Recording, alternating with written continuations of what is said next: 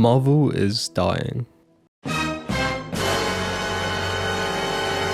Yeah, you heard me correctly. Marvel is on the verge of extinction, with Captain Marvel bombing and there being virtually no interest in MCU shows apart from Loki. The Marvel Cinematic Universe is in dire need of saving, and that's where Ryan Reynolds comes in. But before we look into that, let's go into the development of the MCU. The whole thing kickstarted with 2008's Iron Man, which would set up a chain of movies with Captain America and Thor.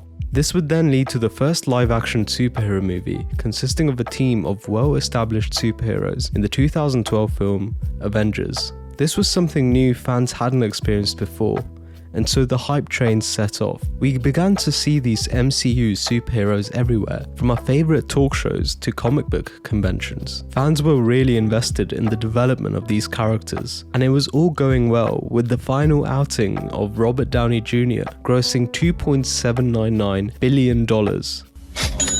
But as the MCU was heading into new horizons and closing past doors to open new ones, controversies began to appear. You had the firing of the Guardians of the Galaxy director James Gunn, a decision which would be retracted but nevertheless leave an unpleasant taste to a lot of the fans and even the cast. Then you had the infamous Brie Larson interview.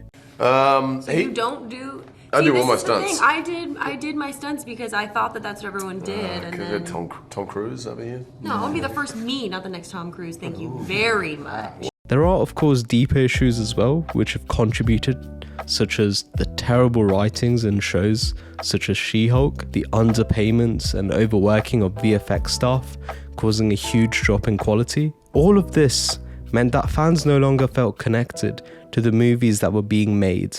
Of course, the issues aren't just from Disney and Marvel. Sony has also had its part to play. Whilst the animated Spider-Verse and the first Venom movie were received quite well by fans, Sony would quickly ruin Marvel's reputation by trying to grab a cash cow with every Spider-Man related character they could find, such as Madam Web, Morbius, and the yet-to-be-released Kraven the Hunter. It's like these studios are forgetting the people that first built the grounds of this industry were the fans. Without the fans, the box office hits would never have happened.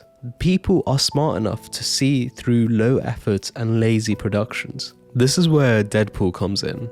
Now, the birth of Deadpool was from a fan to the fans. A leak and test footage from 2014 and the fans' reactions and demand is what eventually led to giving the green light to make the first film, despite the risks associated with the movie being rated R.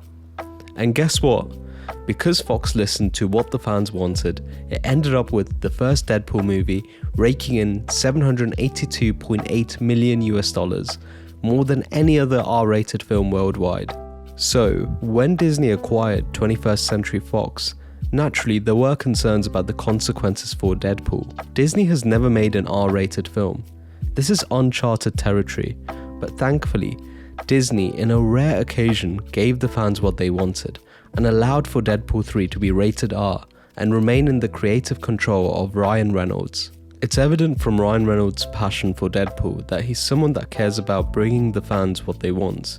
He's the guy that's responsible for bringing back Hugh Jackman as Wolverine, but this time donning the iconic bright yellow suit, something that fans had been asking for years but never got. The hype train also seems to have returned, as we're now getting leaks of the set and the scenes all over the internet, and as of the time of recording, the trailer has already amassed over 26 million views. Do I think Deadpool 3 could save the MCU? Yes and no. I would assume that the movie will do quite well with the two legends in the genre in Ryan Reynolds and Hugh Jackman returning. Both guys have the ability to bring in millions of eyes. However, ultimately it's up to Disney to implement the necessary changes, as otherwise fans will simply seek to alternative options, such as James Gunn's DCU. If Marvel doesn't take a page out of Deadpool's book, I'm afraid to say it will only be a matter of time before something better comes along and takes over. Anyways, that's just my 2 cents on the whole Marvel and Deadpool 3 situation. Let me know what your thoughts are in the comments below, and I'll catch you all in the next one.